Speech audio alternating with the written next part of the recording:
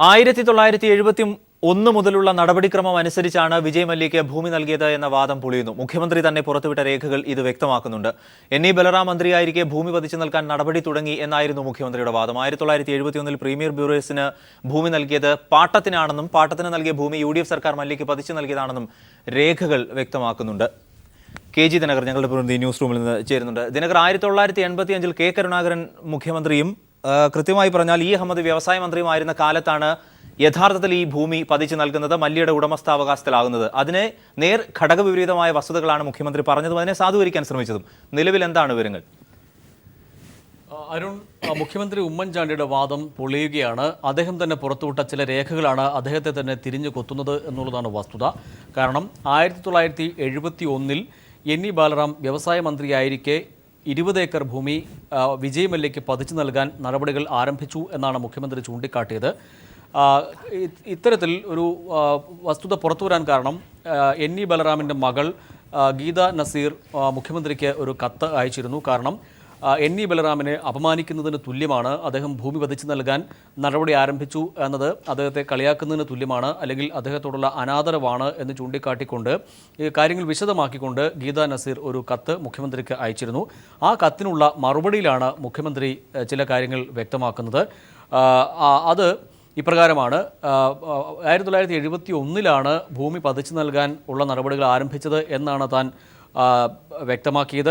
അതിനപ്പുറം N E Balaram അഴിമതി നടത്തിയെന്നോ അല്ലെങ്കിൽ ഇതുമായി ബന്ധപ്പെട്ടുകൊണ്ട് പണമുണ്ടാക്കിയെന്നോ താൻ പറയുന്നില്ല എന്നും അദ്ദേഹം പറഞ്ഞു വയ്ക്കുന്നുണ്ട്. ആ മറുപടിക്കൊപ്പം അദ്ദേഹം പുറത്തുവിട്ട മറ്റൊരു രേഖയാണ് അദ്ദേഹത്തിൻ്റെ തന്നെ കള്ളി വെളിച്ചത്താക്കുന്നത്. എൻ ഇ ബലറാം അയച്ച ടെലക്സിൻ്റെ ഒരു കോപ്പിയാണ്, അല്ലെങ്കിൽ അന്നത്തെ വ്യവസായ വകുപ്പ് സെക്രട്ടറി പാലക്കാട് ജില്ലാ കളക്ടർക്ക് അയച്ച ഒരു ടെലക്സിൻ്റെ പകർപ്പ് കൂടി അദ്ദേഹം പുറത്തുവിടുന്നുണ്ട്. ഈ പകർപ്പിൽ വ്യക്തമായി ചൂണ്ടിക്കാട്ടിയിരിക്കുന്നത് ഈ ഭൂമി അന്ന് 1971 പാട്ടത്തിന്, അതായത് സർക്കാർ ഭൂമി വ്യവസായങ്ങൾക്ക് വേണ്ടി പാട്ടത്തിന് നൽകുന്ന രീതി അന്ന് ഉണ്ടായിരുന്നു. ഈ ഭൂമി പതിച്ചു നൽകിയതാവട്ടെ പ്രീമിയർ ബ്രീവറീസ് എന്ന കമ്പനിക്കാണ്. ആ കമ്പനി പിന്നീട് വിജയ് മല്യയുടെ ഗ്രൂപ്പ് യുണൈറ്റഡ് ബ്രീവറീസ് ഏറ്റെടുക്കുകയുണ്ടായി. സ്വാഭാവികമായും ഒരു കമ്പനി പാട്ടത്തിന് ഏറ്റെടുത്ത ഭൂമി, അല്ലെങ്കിൽ ഒരു കമ്പനി സർക്കാർ വക ഭൂമി പാട്ടത്തിനെടുത്താൽ ആ കമ്പനി മറ്റൊരു കമ്പനി ലയിപ്പിക്കുന്ന ഒരു ഘട്ടമുണ്ടായാൽ സ്വാഭാവികമായും പാട്ട വ്യവസ്ഥ അല്ലെങ്കിൽ ആ പാട്ടക്കരാർ റദ്ദാകും. അങ്ങനെ പ്രീമിയർ ബ്രീവറീസ് യുണൈറ്റഡ് ബ്രീവറീസിൽ ലയിപ്പിച്ച ഘട്ടത്തിൽ തന്നെ ഈ പാട്ടക്കരാർ റദ്ദായിരുന്നു. പിന്നീട് നമുക്ക് ഏറ്റവും ഒടുവിൽ വന്ന വാർത്ത അതാണ് ഇതിലൂടെ സ്ഥിരീകരിക്കുന്നത്. 2013 ആണ് സർക്കാർ ഈ ഭൂമി 20 ഏക്കർ ഭൂമി കുറഞ്ഞ വിലയ്ക്ക് വിജയ് മല്യയ്ക്ക് പതിച്ചു നൽകുന്നത്. അതിൻ്റെ രേഖകളാണ് നമ്മൾ നേരത്തെ പുറത്തുവിടുകയും വാർത്തയായതും തുടർന്ന് വലിയ വിവാദങ്ങളിലേക്ക് എത്തി നിൽക്കുകയും ചെയ്തത്. യഥാർത്ഥത്തിൽ 1971 ഈ ഭൂമി പാട്ടത്തിന് സർക്കാർ വ്യവസായം തുടങ്ങുന്നതിന് കൃഷി ആവശ്യത്തിന് പാട്ടത്തിന് നൽകുകയായിരുന്നു. ആ ഭൂമിയിലെ പാട്ടക്കരാർ പ്രീമിയർ ബ്രീവറീസ് എന്ന കമ്പനി യുണൈറ്റഡ് ബ്രീവറീസിൽ ലയിച്ചതോടുകൂടി ആ പാട്ടക്കരാർ റദ്ദായി. തുടർന്ന് 2013 മുഖ്യമന്ത്രി ഉമ്മൻചാണ്ടിയുടെ നേതൃത്വത്തിലുള്ള സർക്കാർ യുണൈറ്റഡ് ബ്രീവറീസിന് ഈ ഭൂമി പതിച്ചു നൽകുന്നത്. അതും കേവലം സെൻറ്റിന് 70,000 രൂപയ്ക്കാണ് പതിച്ചു നൽകുന്നത്. ഈ സമയത്ത് അവിടെ 4 ലക്ഷം മുതൽ 6 ലക്ഷം രൂപ വരെ സെൻറ്റിനുണ്ടെന്നിരിക്കെയാണ് കേവലം 70,000 രൂപയ്ക്ക് വിജയ് മല്യയ്ക്ക് പതിച്ചു നൽകുന്നത്. അതിലൂടെ 75 കോടിയോളം രൂപയാണ് ഖജനാവിന് ജനങ്ങൾക്ക് നഷ്ടമായത് എന്നതും വ്യക്തമാകുന്നത്.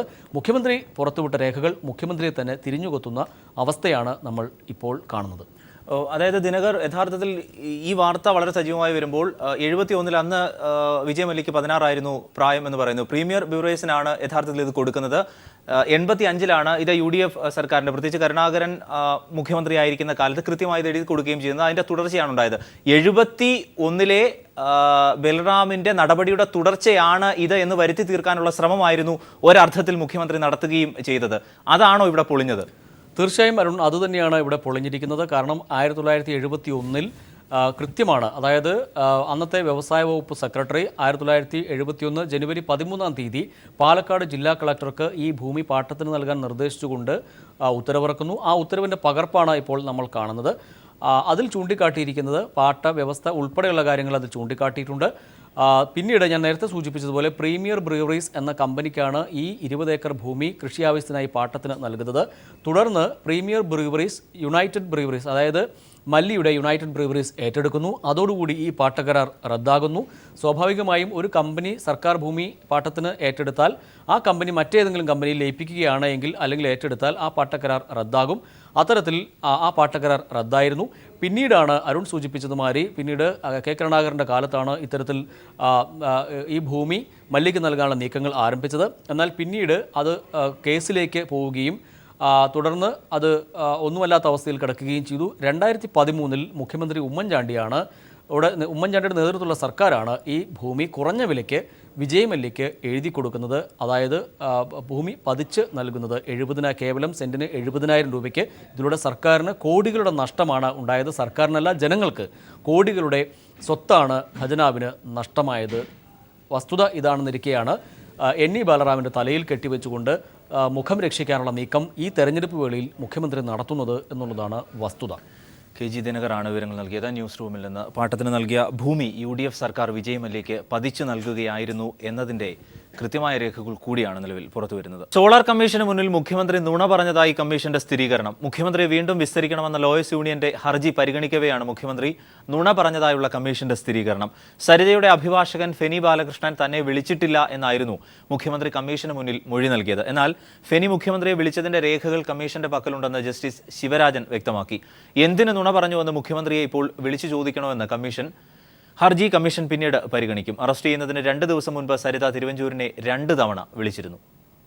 സോളാർ കമ്മീഷനിൽ നേരത്തെ മൊഴി നൽകവേ മുഖ്യമന്ത്രി വാസ്തവവിരുദ്ധമായ കാര്യങ്ങളാണ് പറഞ്ഞതെന്നും അതിനാൽ അദ്ദേഹത്തെ വീണ്ടും വിസ്തരിക്കണമെന്നാവശ്യപ്പെട്ട് ഓൾ ഇന്ത്യ ലോയേഴ്സ് യൂണിയൻ സമർപ്പിച്ച ഹർജിയാണ് കമ്മീഷൻ പരിഗണിച്ചത്. ഫെനി ബാലകൃഷ്ണൻ തന്നെ വിളിച്ചിട്ടില്ലെന്ന് മുഖ്യമന്ത്രി കമ്മീഷനിൽ കളവായാണ് മൊഴി നൽകിയത്. ഇതിനാൽ അദ്ദേഹത്തെ ഉടൻ വീണ്ടും വിസ്തരിക്കണമെന്ന് ലോയേഴ്സ് യൂണിയൻ ആവശ്യപ്പെട്ടു. ഫെനി ബാലകൃഷ്ണൻ മുഖ്യമന്ത്രിയെ വിളിച്ചതിൻ്റെ രേഖകൾ കമ്മീഷന്റെ കൈവശമുണ്ട്. ഈ സാഹചര്യത്തിൽ അദ്ദേഹം എന്തിന് കള്ളം പറഞ്ഞുവെന്ന് ഇപ്പോൾ തന്നെ അദ്ദേഹത്തെ വിളിച്ചു ചോദിക്കണമെന്ന് കമ്മീഷൻ ചോദിച്ചു. മുഖ്യമന്ത്രിയെ ഉടൻ വിസ്തരിക്കേണ്ടതില്ലെന്ന് മുഖ്യമന്ത്രിയുടെ അഭിഭാഷകൻ എതിർപ്പറിയിച്ചു.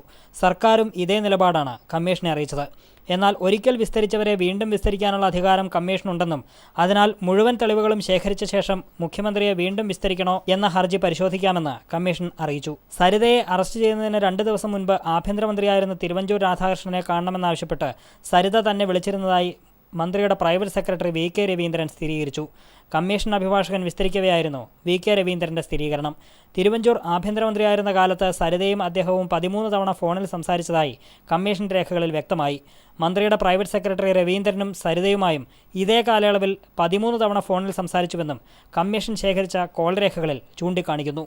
News bureau, Kochi. മുഖ്യമന്ത്രിക്കും മന്ത്രിമാർക്കും എതിരായ അഴിമതി ആരോപണങ്ങളിൽ ഉറച്ചു നിൽക്കുന്നതായി VS അച്യുതാനന്ദൻ. സോളാറും ബാർക്കോഴയും പാമോയിൻ കേസും ഉദാഹരണമെന്ന് VS. പാമോയിൽ കേസ്, ബാർക്കോഴ കേസ്, അതേപോലെ തന്നെ സോളാർ കേസ്, പാറ്റൂർ കേസ് എന്നിങ്ങനെ നിരവധി അഴിമതികളാണ് ഉമ്മൻചാണ്ടിയെയും സഹമന്ത്രിമാരെ സംബന്ധിച്ചും വന്നിട്ടുണ്ട്. അതുകൊണ്ട് ഈ കോടികൾ കവർന്നെടുത്താൽ മുഖ്യമന്ത്രിയെയും മറ്റു മന്ത്രിമാരെയും സംബന്ധിച്ച് ഞാൻ ആക്ഷേപിച്ചിട്ടുണ്ട്. അഴിമതിക്കാർ അധികാരത്തിലിരുന്നുകൂടാ എന്ന് ഞാൻ പറഞ്ഞിട്ടുണ്ട്. ഞാൻ മാത്രമല്ല, ഇടതുപക്ഷ ജനാധിപത്യ മുന്നണിയിലെ ഘടകകക്ഷികൾ ഓരോന്നും ചാണ്ടിയെ ഇവിടുന്ന് ചാടിക്കുക തന്നെ വേണം എന്ന അഭിപ്രായക്കാരാണ് എന്നുള്ള കാര്യത്തിൽ ആർക്കും സംശയമില്ല. മുഖ്യമന്ത്രിയെ തീരുമാനിക്കുന്നത് MLA-മാരല്ലെന്ന് VM സുധീരൻ. മുഖ്യമന്ത്രിയെ തീരുമാനിക്കുന്നത് ഹൈക്കമാൻഡാണെന്നും സുധീരൻ. ആലപ്പുഴയിലാണ് മാധ്യമപ്രവർത്തകരോട് അദ്ദേഹം ഇക്കാര്യങ്ങൾ പറഞ്ഞത്. അല്ലാതെ സ്വാഭാവികമായി MLA-മാർക്ക് അവരുടേതായ ഒരു പ്രാധാന്യവും പ്രസക്തിയുമുണ്ട്. അതെല്ലാം കണക്കിലെടുത്തുകൊണ്ട് തന്നെ ഹൈക്കമാൻഡ് സാധാരണ കോൺഗ്രസിന് അതിനൊരു രീതിയുണ്ട്. ഒരു പുതിയ കാര്യമല്ലല്ലോ. കോൺഗ്രസിന് മുഖ്യമന്ത്രിമാരെ തിരഞ്ഞെടുക്കുന്നതുമായി ബന്ധപ്പെട്ട് ഒരു അക്സെപ്റ്റഡ് ആയിട്ടുള്ള ഒരു രീതിയുണ്ട്. ആ രീതി അനുസരിച്ച് നടപടിക്രമങ്ങൾ മുന്നോട്ട് നീക്കി കോൺഗ്രസ് ഹൈക്കമാൻഡ്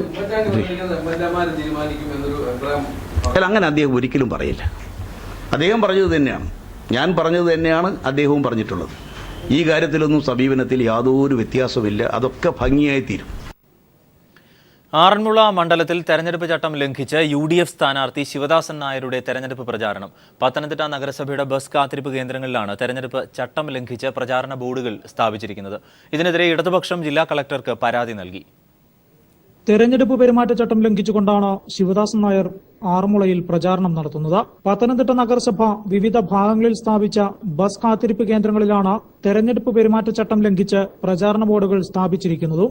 ഇത് തെരഞ്ഞെടുപ്പ് ചട്ടലംഘനത്തിന്റെ നേർക്കാഴ്ചയാണ്. ഇതിനെതിരെ ഇടതുപക്ഷം ജില്ലാ കളക്ടർക്ക് പരാതി നൽകുകയും ചെയ്തിട്ടുണ്ട്. നഗരസഭ ഇത്തരത്തിൽ പരസ്യം വെക്കാൻ ആർക്കും അനുമതി നൽകിയിട്ടില്ലെന്നും ഇത് തെരഞ്ഞെടുപ്പ് പെരുമാറ്റച്ചട്ട ലംഘനത്തിന്റെ പരിധിയിൽ വരുന്നതാണെന്നും കളക്ടർക്ക് നഗരസഭ സെക്രട്ടറി റിപ്പോർട്ട് നൽകിയിട്ടുണ്ട്. നഗരസഭാ സെക്രട്ടറിയുടെ റിപ്പോർട്ടിന്റെ അടിസ്ഥാനത്തിൽ ഇനി ഈ വിഷയത്തിൽ തുടർ നടപടി സ്വീകരിക്കേണ്ടത് പത്തനംതിട്ട ജില്ലാ കളക്ടറാണ്. അതേസമയം ആറന്മുള മണ്ഡലത്തിന്റെ വിവിധ ഭാഗങ്ങളിൽ സ്ഥാപിച്ചിട്ടുള്ള വീണ ജോർജിന്റെ പ്രചാരണ ബോർഡുകൾ കഴിഞ്ഞ ദിവസം രാത്രിയോടെ സമൂഹവിരുദ്ധർ നശിപ്പിക്കുകയും ചെയ്തിട്ടുണ്ട്. News bureau, Pathanamthitta. വയനാട്ടിൽ ഇത്തവണ തീപാറും പോരാട്ടമാണ്. ന്യൂനപക്ഷ വോട്ടുകളും അടിയൊഴുക്കുകളും പ്രവചനങ്ങളെ നിഷ്പ്രഭമാക്കുന്ന മണ്ഡലത്തിൽ സംസ്ഥാനത്തെ തന്നെ മികച്ച പോരാട്ടങ്ങളിലൊന്നാണ് നടക്കുക എന്നത് ഉറപ്പാണ്. ജില്ലാ ആസ്ഥാനത്ത് ഇത്തവണ തീപാറുന്ന പോരാട്ടമാണ്. മണ്ഡലം തിരിച്ചുപിടിക്കുവാനുള്ള തീവ്ര ശ്രമത്തിലാണ് LDF. കർഷക ആദിവാസി സമരങ്ങളിലും വികസന പ്രക്ഷോഭങ്ങളിലും നായകനായ CK ശശീന്ദ്രനാണ് LDFനായി രംഗത്തിറങ്ങുന്നത്. Sitting MLA MV Shreyamskumar തന്നെയാണ് മറുഭാഗത്ത്. BJP രംഗത്തിറക്കിയിരിക്കുന്നത് മുൻ ജില്ലാ പ്രസിഡന്റ് K സദാനന്ദനെയാണ്. കഴിഞ്ഞ തദ്ദേശ തെരഞ്ഞെടുപ്പിൽ മണ്ഡലപരിധിയിലെ 10 പഞ്ചായത്തുകളിൽ 8ലും ഭരണം നേടാനായതിന്റെ ആത്മവിശ്വാസമാണ് LDFന്. പൊതുവെ ജനങ്ങൾക്കിടയിൽ നല്ല സ്വീകാര്യതയും ഇടതുപക്ഷ ജനാധിപത്യ മുന്നണിക്ക് അനുകൂലമായിട്ടുള്ള അഭിപ്രായങ്ങളും നല്ല രീതിയിൽ മണ്ഡലത്തിൻ്റെ എല്ലാ ഭാഗങ്ങളിലും നിലനിൽക്കുന്നു എന്നുള്ളതും ഇടതുപക്ഷ ജനാധിപത്യ മുന്നണിയുടെ വിജയത്തിന് വലിയ പ്രയോജനം നൽകുമെന്നാണ് പ്രതീക്ഷിക്കുന്നത്. ഇത്തവണയും UDFനൊപ്പം വിജയം ആവർത്തിക്കാനാകുമെന്നാണ് MV ശ്രേയാംസ്കുമാർ പ്രതീക്ഷിക്കുന്നത്. വികസനം തന്നെ പ്രധാന പ്രചാരണ വിഷയമാക്കിയുള്ള രണ്ടാംഘട്ട പ്രവർത്തനങ്ങളിലേക്ക് അദ്ദേഹവും കടന്നു കഴിഞ്ഞു. ആത്മവിശ്വാസം തന്നെയാണ്. കാരണം ജനങ്ങളുടെ പ്രതികരണം വളരെ പോസിറ്റീവാണ്. തോട്ടം മേഖലയിൽ പോയപ്പോൾ വളരെ നല്ല പ്രതികരണം കിട്ടിയത്. BJP സ്ഥാനാർത്ഥി K സദാനന്ദൻ ആദ്യഘട്ട പ്രചാരണ പ്രവർത്തനങ്ങൾ പൂർത്തിയാക്കി കഴിഞ്ഞു. കഴിഞ്ഞ തദ്ദേശ തെരഞ്ഞെടുപ്പിൽ വോട്ടിംഗ് ശതമാനത്തിലുണ്ടായ വർധനവാണ് BJPയുടെ പ്രതീക്ഷ. BDJS പോലെയുള്ള ശക്തികൾക്കൊക്കെ എല്ലാ സ്ഥലത്തും അത്യാവശ്യം ശക്തിയുള്ളതാണ്. മറ്റ് മേഖലകളിൽ PC തോമസിൻ്റെ പാർട്ടിക്കും അതുപോലെ തന്നെ മറ്റു പാർട്ടികളൊക്കെ ചെറിയ കക്ഷികളാണെങ്കിലും അവരുടെയൊക്കെ യോജിപ്പ് എന്ന നിലയ്ക്ക്, ഒരു മുന്നണി എന്ന നിലയ്ക്ക് വളരെ എന്താ പറയുക, പോസിറ്റീവായിട്ടുള്ള ഒരു ഘടകമായിട്ട് അതിനെ കാണുന്നത്. തോട്ടമേഖല പ്രധാനമായും മണ്ഡലത്തിലെ വിധി നിർണ്ണയിക്കുന്ന ഘടകങ്ങളിലൊന്നാണ്. LDFന്റെ വിജയപ്രതീക്ഷകളും തോട്ടമേഖലയെ കൂടി മുൻനിർത്തിയുള്ളതാണ്. മെഡിക്കൽ കോളേജ് ഉൾപ്പെടെയുള്ള ആവശ്യങ്ങൾക്കു വേണ്ടിയുള്ള വികസന പ്രക്ഷോഭങ്ങൾ, വന്യമൃഗശല്യത്തിനെതിരെയുള്ള ജനകീയ പ്രക്ഷോഭങ്ങൾ എന്നിവയിലെല്ലാം അടുത്ത കാലത്ത് സമാനതകളില്ലാത്ത സമരമാണ് ജില്ലയിലുണ്ടായത്. ഇതെല്ലാം കഴിഞ്ഞ തദ്ദേശ തെരഞ്ഞെടുപ്പിൽ LDFന് ഗുണം ചെയ്തിരുന്നു. ഇത്തരത്തിൽ മണ്ഡലത്തിൽ വീശിയടിച്ച ഇടതുകാറ്റ് നിയമസഭാ തെരഞ്ഞെടുപ്പിലും പ്രതിഫലിക്കുമെന്ന പ്രതീക്ഷയിൽ തന്നെയാണ് ഇടതു പ്രവർത്തകർ. വികസന തുടർച്ച പ്രധാന വിഷയമാക്കിയാണ് MV ശ്രേയാംസ്കുമാർ പ്രചാരണ രംഗത്ത് സജീവമാകുന്നത്. റോഡ്, കുടിവെള്ള പദ്ധതികൾ, മറ്റ് അടിസ്ഥാന സൗകര്യ വികസനങ്ങളിൽ എന്നിവയിൽ ചെലവഴിച്ച കോടികളുടെ കണക്കുകൾ നിരത്തിയുമാണ് UDFന്റെ പ്രചാരണ പരിപാടികൾ കൊഴുക്കുന്നത്. ന്യൂനപക്ഷ വോട്ടുകളും അടിയൊഴുക്കുകളും പ്രവചനങ്ങൾ നിഷ്പ്രഭമാക്കുന്ന മണ്ഡലത്തിൽ സംസ്ഥാനത്ത് തന്നെ മികച്ച പോരാട്ടങ്ങളിൽ ഒന്നാണ് നടക്കുകയെന്ന കാര്യത്തിൽ സംശയമില്ല. വയനാട്ടിൽ നിന്നും അനൂപ് കയാർ. പീപ്പിൾ TVയുടെ പ്രത്യേക തെരഞ്ഞെടുപ്പ് പരിപാടി പടക്കളം കണ്ണൂരിൽ നടത്തിയ ചർച്ചയിൽ വികസനവും അഴിമതിയുമായിരുന്നു പ്രധാന വിഷയങ്ങൾ. സ്ത്രീകൾ അടക്കമുള്ളവരുടെ സാന്നിധ്യം കൊണ്ട് സദസ്സും സജീവമായിരുന്നു. പടക്കളം ഇന്ന് രാത്രി 9 മണിക്ക് പീപ്പിൾ TVയിൽ സംപ്രേഷണം ചെയ്യും. കണ്ണൂരിൽ MV നികേഷ് കുമാറിന്റെയും KM ഷാജിയുടെയും പടക്കളത്തിലാണ് പീപ്പിൾ TVയുടെ രാഷ്ട്രീയ പൊതുചർച്ചാ വേദി ഒരുങ്ങിയത്. കോൺഗ്രസ് വിമത സ്ഥാനാർത്ഥി PK രാഗേഷും BJP സ്ഥാനാർത്ഥി കേശവനും UDF പ്രതിനിധി മുഹമ്മദ് ഫൈസലും LDF പ്രതിനിധി M പ്രകാശൻ മാസ്റ്ററും പടക്കളത്തിൽ പങ്കാളികളായി. ചർച്ച ആരംഭിച്ചതോടെ രാഷ്ട്രീയ ചർച്ചാവേദിക്കുള്ള പടക്കളം ഒരുങ്ങി. വികസനവും അഴിമതിയുമായിരുന്നു ചർച്ചയിൽ മുന്നിട്ടു നിന്നത്. വികസന നായകൻ എന്ന് പറയുന്ന KM ഷാജിയുടെ വികസനത്തിന്റെ ഫലമായാണ് ഇവിടെ 3 പേര് സംസാരിക്കേണ്ടതിന് പകരം ഞാൻ 4ാമതായി ഇവിടെ നിൽക്കേണ്ടി വന്നത്. വിലക്കയറ്റവും പിൻവാതിൽ നിയമനങ്ങളും സാധാരണക്കാരന്റെ പൊതുജീവിതത്തെ ബാധിക്കുന്ന ചോദ്യങ്ങളുമായി സ്ത്രീകളും രംഗത്തെത്തി. യൂണിവേഴ്സിറ്റിയിൽ വരെ പിൻവാതിൽ നിയമനം നടന്നിട്ടുള്ളതിന്റെ ഏറ്റവും വലിയ പ്രതിഷേധങ്ങളാണ്. രാഷ്ട്രീയ പാർട്ടി നേതാക്കളെ പിന്തുണച്ചും പിന്തള്ളിയും പടക്കളത്തിലെത്തിയ സദസ്സും സജീവമായി. കണ്ണൂർ രാഷ്ട്രീയത്തിന്റെ എല്ലാ ആവേശവും ഇടയ്ക്കൊക്കെ അസഹിഷ്ണുതകളും പ്രതിഫലിച്ച പടക്കളം ഇന്നു രാത്രി 9 മണി മുതൽ പീപ്പിൾ TVയിൽ കാണാം. News bureau, Kannur. കേരളത്തിലെ എരുമകളിൽ വന്ധ്യത കൂടുന്നു. വന്ധ്യതയ്ക്ക് കാരണമാകുന്ന ചില പ്രധാന പ്രശ്നങ്ങളെങ്കിലും ശാസ്ത്രീയ പരിപാലനത്തിലൂടെ ഒഴിവാക്കാൻ കർഷകർക്ക് സാധിക്കും. എരുമകളിലെ വന്ധ്യതയെക്കുറിച്ച് മനസ്സിലാക്കുമ്പോൾ പശുക്കളുടേതിൽ നിന്ന് വ്യത്യസ്തമായ ശാരീരിക സ്വഭാവ പ്രത്യേകതകളുള്ള മൃഗമാണ് എരുമയെന്ന് കർഷകർ മനസ്സിലാക്കിയിരിക്കണം. എരുമകളിൽ കിടാരികളിൽ മതിചക്രം 18 മുതൽ 20 ദിവസവും അമ്മമാരിൽ 20 മുതൽ 24 ദിവസവുമാണ്. മതിസമയം 18 മുതൽ 24 മണിക്കൂർ ആയിരിക്കും. മതിയുടെ പുറം ലക്ഷണങ്ങൾ ശക്തമായി പ്രകടിപ്പിക്കുകയില്ല. പശുക്കളിൽ മതിയുടെ മുഖ്യലക്ഷണമായി നാം കാണുന്ന മറ്റു പശുക്കളുടെ പുറത്തു കയറുന്ന സ്വഭാവം എരുമകൾ കാണിക്കുക പതിവില്ല. എന്നാൽ മതിയിലുള്ള എരുമകൾ പോത്തുകളെ മേലിൽ കയറാൻ അനുവദിക്കുന്നു. മതിയലല്ലെങ്കിൽ ഇതൊരിക്കലും അനുവദിക്കുകയുമില്ല. പാൽ കുറയുക, കരച്ചിൽ, പതിവില്ലാതെ ഓട്ടവും ചാട്ടവും, ഇടവിട്ട് കുറഞ്ഞ അളവിൽ മൂത്രമൊഴിക്കൽ, ഈറ്റത്തിൽ തടിപ്പ്, തെളിഞ്ഞ മാച്ചുപോകൽ തുടങ്ങിയ ലക്ഷണങ്ങൾ കാണിച്ചേക്കാം. കൃത്യമായ നിരീക്ഷണത്തിലൂടെ മാത്രമേ എരുമകളിലെ മതിസമയം തിരിച്ചറിയാൻ കഴിയൂ. നല്ല തീറ്റക്രമം അനുവർത്തിച്ചാൽ 30 മുതൽ 36 മാസം പ്രായത്തിൽ ആദ്യ മതിലക്ഷണം കാണിക്കുന്നു. ഈ സമയം 300 കിലോഗ്രാം വരെ തൂക്കവും എത്തും. കുത്തിവയ്പ് സംബന്ധിച്ച അബദ്ധധാരണകൾ പുലർത്തുന്ന രീതികൾ, കാര്യങ്ങൾ പഠിച്ച് മാറ്റിയെടുക്കണം. ബീജാധാനത്തിനു ശേഷം വെള്ളം നൽകരുത്. ബീജാധാനത്തിന് മുൻപ് വെള്ളവും തീറ്റയും നൽകരുത്. ബീജാധാനത്തിന് ശേഷം എരുമ കിടക്കരുത്, മൂത്രമൊഴിക്കരുത് തുടങ്ങിയ പല ധാരണകളുമുണ്ട്. എന്നാൽ ഇവയ്ക്കൊന്നും ശാസ്ത്രീയ അടിത്തറയില്ല. എന്നാൽ ബീജാധാനത്തിനായി ഏറെ ദൂരം ഓടിച്ചു കൊണ്ടുവരിക, അടിക്കുക, വേദന നൽകുക തുടങ്ങിയ പ്രവൃത്തികൾ ഗർഭധാരണ സാധ്യത കുറയ്ക്കുന്നു. എരുമ കർഷകർ മതിയുമായി ബന്ധപ്പെട്ട വിവരങ്ങൾ, പ്രത്യേകിച്ച് മതി കണ്ട ദിവസം, ലക്ഷണങ്ങൾ തുടങ്ങിയ ദിവസം, അവസാനിച്ച സമയം തുടങ്ങിയ വിവരങ്ങളും കുത്തിവയ്പ്പുമായി ബന്ധപ്പെട്ട തീയതികളും കൃത്യമായി എഴുതി സൂക്ഷിക്കുന്നത് ഏറെ സഹായകമാകും. News desk.